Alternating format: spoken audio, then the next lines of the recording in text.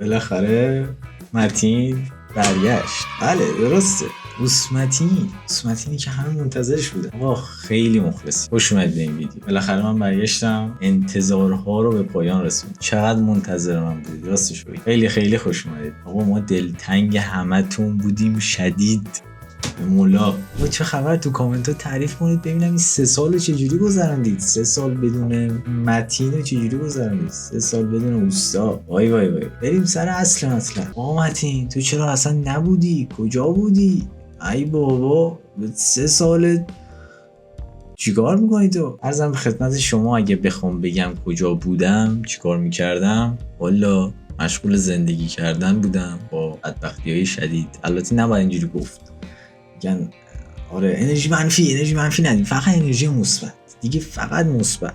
بناموس برو بریم. اتفاق خاصی نیفتاد، فقط باید بگم که خیلی کارهای زیادی کردم ولی انگار هیچ کاری نکردم در این حد. یعنی تو این 3 سال شاید کارهای خیلی زیادی کرده باشم اما انگار که هیچ کاری نکردم، همش بدون نتیجه و اینجوری بود. البته تجربه به دست آوردم، کارت چیز یاد گرفتم. اینجوری هم نبودی که بگم هیچ کاری نکردم ولمعتل، نه اونجوری هم نبود، ولی خب اونجوری که باید نگذشت. واسه هیچ کس به نظرم نگذشته. یعنی همه مشکلاتشون اگر مثلا 1 بوده الان 10 در این حد. یه نکته یه هستش خیلی دلی بخوام بهتون بگم، این بود که من توی مدتی هم که نبودم، یعنی کارهای مختلفی که کردم هیچ کدوم اون حس خوبه رو هم نداد. یعنی اینجوری بودم که چیکار میکنم، یعنی what the fuck are you doing man؟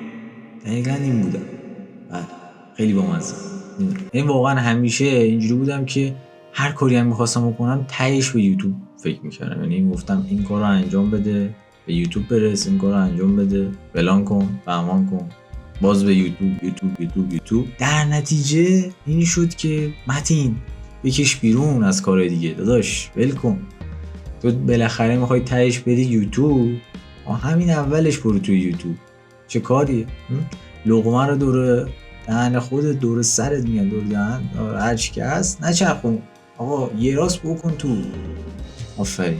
خلاصه اینجوری شد که ما اومدیم یوتیوب دیگه، اومدیم برای شما ویدیوهای قشنگ بسازیم و خلاصه بهتر کنیم. حالا بگم قراره چه ویدیویی بسازیم، اسپویل که نمی‌کنم ولی یه چیزی بهتون، این نکته‌ای بهتون میگم ریز. اول از همه چی بگم که محتوای ما همون گیمینگ، یعنی تو این چنل هر چیزی که عوض بشه این عوض نمیشه. تنها چیزی که عوض شده اسممه که اوسمتین عزیز شماست. حالا کسی که من از زمان متین جی ایکس میشناسن نگران نباشن، شما اوجی هستید. شما یعنی بعدن ویورهای جدید و فنهای عزیز من مکرم که وارد شدن گفتن اوسمتین، شما بیاد بگید داداش چی میگی، ما از زمان متین جی ایکس میشناسیم این داداشمون، ما اینجوریم، برو دنبال بازیت، برو بچه. راجع ویدیو هم که بخوام بگم، ویدیو قراره گیمینگ باشه، همونجور که میدونی ویدیو گیم باشه، اما نه گیم پلی معمولی. الان همه دیگه، حالا همه که نه، اکثرا میذارن دیگه ویدیوهای من. اولا که گیم پلی هم بذارم، گیمایی که من میذارم مطمئن باشید گیمای خاصی هستن. یعنی کمتر جایی میبینید که همچین گیمایی بذارم.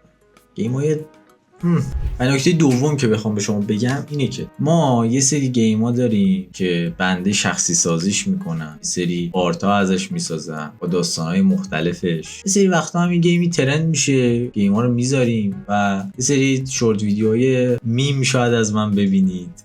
بالاخره چنل و عشق و حال. این ویدیوها رو من دارم قبل از عید میگیرم، یه هفته قبل از عید میگیرم و میخوام قبل عیدم بذارم. فعالیتم و برگشتم و قبل از اینکه سال جدید شروع بشه شروع کنم. شما هم اگر به من لطف کنید و حال بدید این ویدیو رو حتما لایک کنید، سابسکرایب اگه جدید هستید که ساب کنید و کامنت حتما بذارید. کامنتتون رو میخونم، با هم یه گپی بزنیم ببینم چیکار رو کردید توی مدت، ببینم کیا هستن، اصلا کیا الان منو میبینن، یا اصلا یه نفر ویدیو رو نمیبینه. عشق بدید به من که یوتیوبم بفهمه که من دوباره برگشتم، فعال شدم، یه حالی بهمون بده. مخلص شماییم، خیلی خوشحال شدم که دوباره دارید صدای منو میشنوید، دوباره من کامنتای شما رو میخونم و دوباره نظراتتون رو میبینم. خیلی خوشحالم که قراره با هم دیگه بهتر کنیم، بریم جلو. امیدوارم که سال خوبی رو تموم کرده باشید، امیدوارم سال جدید رو به خوبی شروع کنیم. پیشاپیش هم عیدتون مبارک. فعلا خدافظ، بای بای، تا ویدیو بعد میبینمتون.